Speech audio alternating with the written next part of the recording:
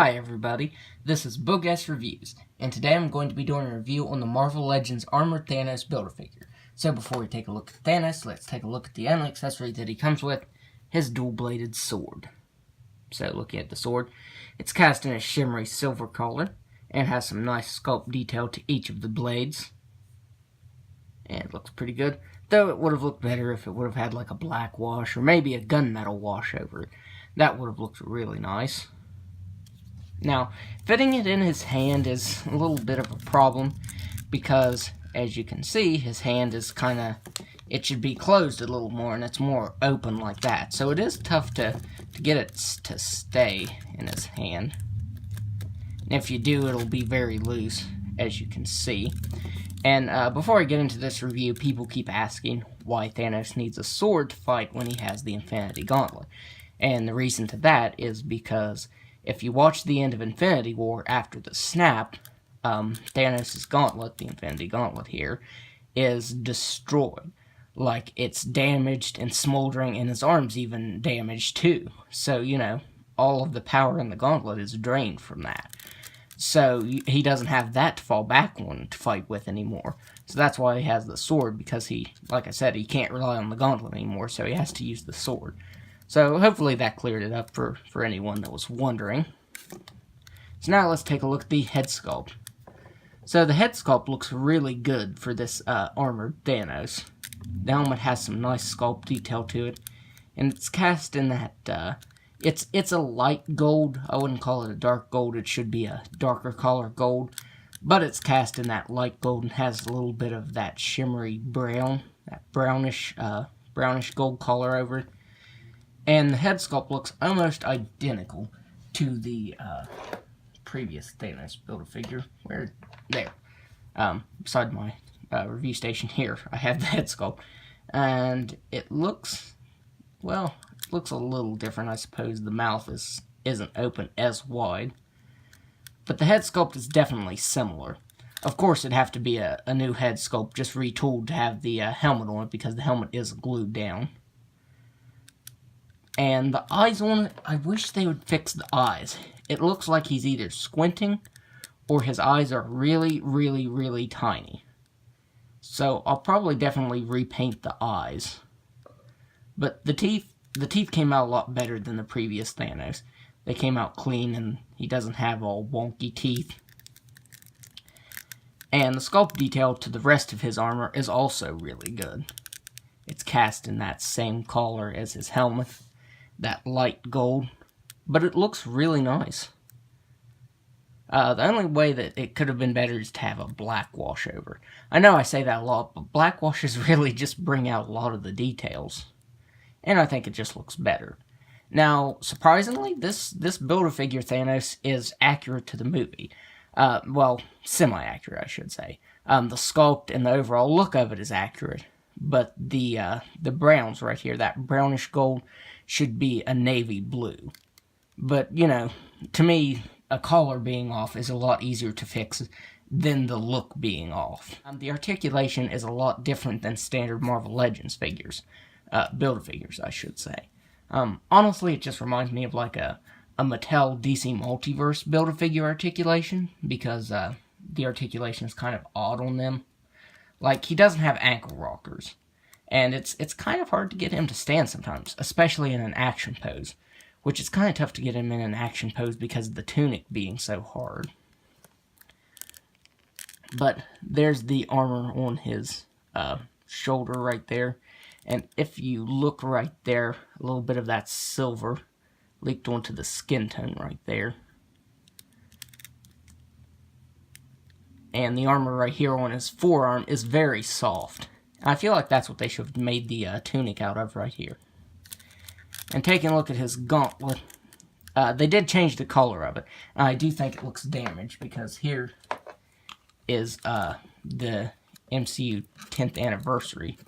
As you can see, the color is a lot brighter on this one, and this one does look as if it's been burnt, because it's that darker color. It has like I think it has black mixed in with the plastic and a black wash over. And if you wanted, let's show this, you can pop this off. You can pop this off, But if you wanted to, you can swap the hands. And the color's just a little bit different. But it'll work with it, you know. It's not a huge difference. Let's go ahead and put that back on Thanos there. And put the hand back on this Thanos. And this makes, what is this? This is the 5th Build-A-Figure Thanos. Which, granted, there's the armored Thanos, the previous Thanos, and then the comic Thanos from 2015. But then they also re-released the 2015 Thanos, and they also re-released the Thanos from last year, too. So now let's go over the articulation. He has a ball-jointed head that really can't look back at all because of the helmet there. He can look down just a little bit. His chin does hinder that. He can move his head side to side. He has ball-jointed shoulders that can move out that far. He has single-jointed elbows that can bend in all the way, though his left arm, the elbow, can just bend in that far because of the gauntlet. He does not have any bicep articulation. He has swiveled wrist that can move side to side, and he has a hinge on his right wrist, and he just has a normal swivel on the left wrist that can move side to side and up and down. He has an ab crunch that can move back that far, and that makes a horrible noise when you crunch it back. And he can crunch forward all the way. No waist swivel. I think that bothers me way more than the no ankle rocker, honestly. And that sounds odd, but, you know, if you want to get him in like a turning pose, you have to pose him like this. So, honestly, I think that bothers me more than the ankles. He has ball-jointed hips that can move out that far. He can only kick forward that far.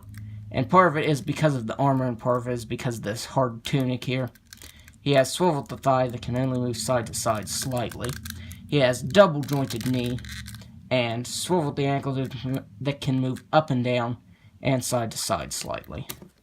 So the articulation isn't the greatest, but like I said, it just reminds me of a DC Multiverse Build-A-Figure. So some of it bothers me, but, you know, there's nothing I can do to change it. I did read somewhere that someone modded it, but it would take some heavy modding to add waist articulation and an ankle rocker here. So now let's do some size comparisons. So I want to do some size comparisons to some different characters here before I do the wave ranking. So first up, here he is to the first Thanos Build-A-Figure. This was the inaccurate version that was way too dark. Here he is next to the corrected version. And people were like, oh, this Thanos is way too short. Well, if you look, he is actually taller than the previous Thanos. Not by much, but he is just a little taller. Here he is next to Thor. The Infinity War Thor. And I'm hoping that we'll get one from this movie with some corrected collars. Because I made a fabric cape for this and changed the colors. I even changed the head sculpt a little bit. I just repainted it. But hopefully we'll get an in-game wave with the corrected Thor. So now let's do the wave ranking. So I'm going to do from least favorite to favorite. So for my least favorite, it is definitely Living Laser. I just really didn't like this figure at all. I would have preferred a classic look to this. I just did not like him. Up next is Nighthawk. And he didn't come with any accessories. He just came with the Build-A-Figure piece. And he is weighed down by his cape and had some pretty bad paint apps. If he would have had better paint apps and more accessories, I think it would have been a lot better. Up next is Ronan. And this honestly surprised me that he wasn't one of my favorites of the wave. Captain America, that doesn't even come with a Build-A-Figure piece, is higher than him. So yeah, the tunic is the main thing that bothers me. It just hinders a lot of the articulation. And you can take it off, but then it kind of just looks funny if you do that. So that is why he is so low.